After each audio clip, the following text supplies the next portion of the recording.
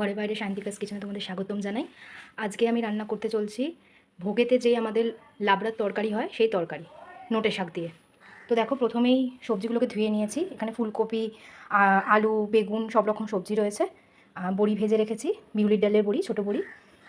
শাকগুলোকে ধুয়ে রেখেছি, একটু নোটে শাক। আর একটা মশলা তৈরি করে রেখেছি। এর মধ্যে আছে আদা বাটা, 2 চামচ জিরে গুঁড়ো, 2 চামচ ধনে গুঁড়ো, আর আছে কাশ্মীরি লঙ্কার গুঁড়ো আর হলুদ গুঁড়ো। কড়ার মধ্যে তেলটা গরম হয়ে গেছে, আমরা এখন 5 ফোড়ন দেবো আর তেজপাতা ফোড়ন দিয়ে তারপরে শক্ত সবজি যেগুলো যেমন আলু, ফুলকপি, কুমড়ো সেগুলোকে আগে ভেজে নেব, তারপরে নরম সবজিগুলো ভাজবো। আমরা তেলেতে তেজপাতা আর 5 ফোড়ন দিয়ে দিয়েছি। এখন দিয়ে দেবো আলু আর ফুলকপি।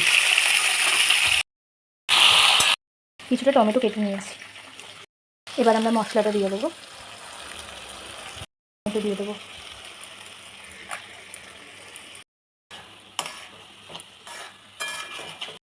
এবার আমরা দিয়ে দেবো অন্য সব সবজিগুলো। সবজিগুলোকে মিক্সড করা হয়ে গেছে, এবারে একটু ঢাকা দিয়ে সিদ্ধ হতে দেবো। সবজিগুলো তৈরি হচ্ছে, আমরা এই সাইডে একটা ভাজা মশলা তৈরি করে নেবো। ফার্স্টে দিয়ে দেবো হচ্ছে আপনার ধনে গুঁড়ো, তারপরে দিয়ে দেবো হচ্ছে জিরে গুঁড়ো। শাকটা দেওয়ার পরে ঢাকা দিয়ে দেবেন, নাড়ানোর দরকার নেই। শাক তো নরম, এমনিতেই গলে যাবে, তো আপনাকে আর নাড়াচাড়া করতে হবে না। যখন শাকটা নরম হয়ে যাবে তখন আপনি একবার নাড়িয়ে নেবেন।